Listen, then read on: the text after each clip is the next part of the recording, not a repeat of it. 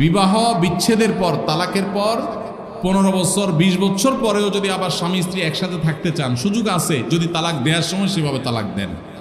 আমাদের দেশে সাধারণত তালাক দেওয়ার ক্ষেত্রে আমরা 1 তালাক 2 তালাক না, পারলে শত শত হাজার হাজার তালাক দেই। স্ত্রীকে একা না পারলে স্ত্রী 14 গোষ্ঠী সহ তালাক দেয়, আছে না নাই?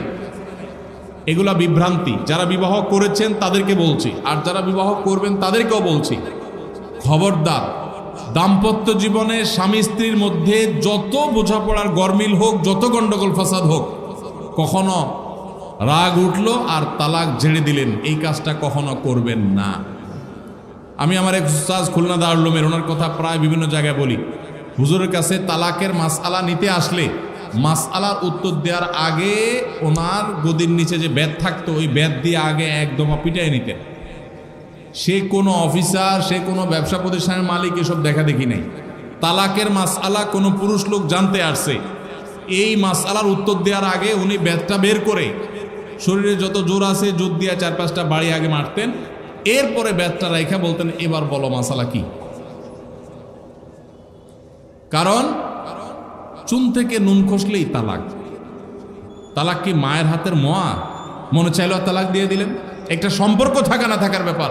এখানে পুরুষরা যেরকম আছে, অনেক মেয়েরাও আছে, কিছু হলেই বাবার বাড়ি দৌড় দিবে, হইতে না হইতে বলে না তোমার সংসার আর করবো না, আবার বেহায়ের মতো সেই সংসার ঠিকই করে। আর এই ঠিক ঠিক বলা পুরুষদের মধ্যে বহু পুরুষ আছে যে চুন থেকে নুন খসলেই বলে না তোর সাথে সংসার করবো। এই ছোট লোকই সবাই করবেন? যুবক ভাইরা যারা আছেন, খবরদার, দাম্পত্য জীবনের প্রথম দিনগুলো, প্রথম বছরগুলো অনেক কষ্টে যায়, বনিবনা হতে চায় না। স্বামী স্ত্রীর মধ্যে নানান বিষয় কেওয়াজ লাগে, মায়ের কারণে, বোনের কারণে, ননদের কারণে, শাশুড়ির কারণে, বাইরের লোকের কারণে নানান ভুল বোঝাবুঝি তৈরি হয়। দিন যত অতিবাহিত হতে থাকবে, যত পারিবারিক জীবনটা সামনে এগোতে থাকবে, লাস্টিং করতে থাকবে, সন্তান বড় হতে থাকবে, ইনশাল্লাহ দেখবেন এগুলো সব হারায় যাবে।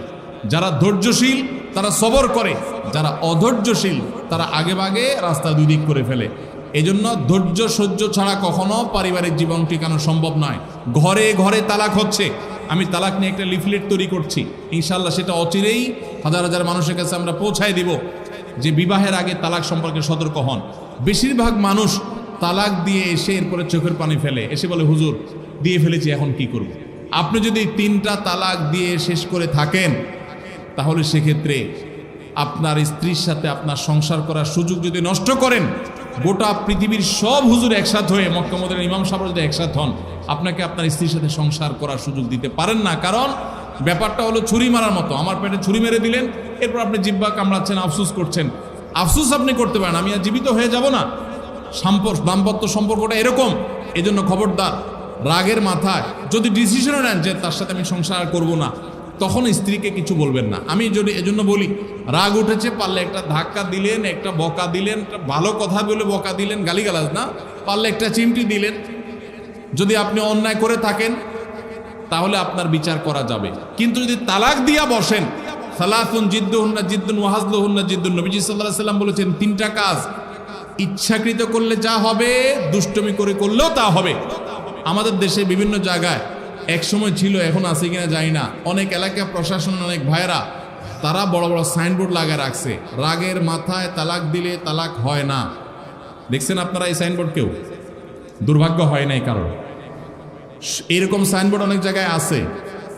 আমাদের দুর্ভাগ্য যে আমাদের ফতোয়া অনেক সময় আমাদের প্রশাসন অনেক বাইরে দিয়ে দেয়, রাগের মাথায় তালাক দিলে নাকি তালাক হয় না। তালাক কি মানুষ মহব্বত করতে করতে দেয়? স্ত্রীর সাথে মহব্বত, ভালোবাসা, আতিশয্যে তালাক দিয়ে দেয়? তালাক তো দেয়ই রাগের মাথায়। তবে শরীয়ত বলে রাগের মাথায় আপনি ব্যালেন্স হারিয়ে তালাক দিয়ে পরে আফসোস যেন করতে না হয়, এই জন্য আপনাকে সবর করতে হবে। তালাক দেওয়ার ডিসিশন নিয়েছেন, স্ত্রীর একটা মাসিক পার হওয়ার পর্যন্ত অপেক্ষা করতে হবে। আসলো আর মুখ দিয়ে তালাক বলে দিলেন, জি না। তালাক দেওয়ার নিয়ম শুনেন, যেভাবে তালাক দিলে আবারও ফেরত নিতে পারবেন কখনো চাইলে, সেটা সুযোগ কখন হবে।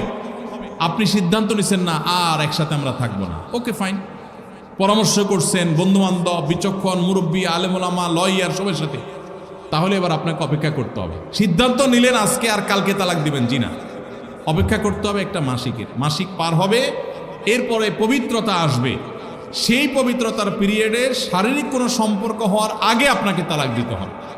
এটা হলো তালাকুস সুন্নাহ। এভাবে শরীয়ত তালাক দেওয়ার নির্দেশ, যদি দিতে হয় এভাবে দিতে হবে।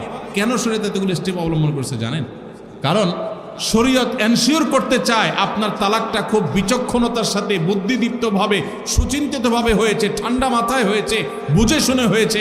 আপনি এটা অ্যাবনর্মাল হয়ে মেজাজ হারিয়ে আপনি মাথা গরম করে দিয়ে ফেলেননি। এটা নিশ্চিত করবার জন্য এতগুলো সময়, এতগুলো স্টেপ নিয়েছে যে একটা মাসিকের পিরিয়ড পার হওয়ার পরও স্বামী স্ত্রী একে অন্যের প্রতি যথেষ্ট আকৃষ্ট হওয়ার কারণ থাকা সত্ত্বেও সেই শারীরিক সম্পর্ক করার আগে আপনি তালাক দিচ্ছেন, মানে হলো যথেষ্ট যৌক্তিকতা আছে এবং আপনি খুব কনভিন্স হয়ে বুঝে শুনে তালাক দিচ্ছেন। এটা এনশিওর করার জন্য শরীয়ত এতগুলো বাঁধ দিয়েছে। এই বাঁধ পার হওয়ার পর আপনাকে তালাক দিতে হবে। আমাদের দেশে হাজারের ভিতরে 999 জন মানুষ তালাক দেওয়ার সময় মুখ দিয়ে আসলো আর পট করে তালাক দিয়ে দিল। এটা সুন্নাহ তালাক নয়। এই তালাকটা, এইভাবে তালাক দেওয়া, এটা একটা গুনাহের কাজ। এভাবে তালাক দিবেন না, তালাক দেওয়া যাবে না।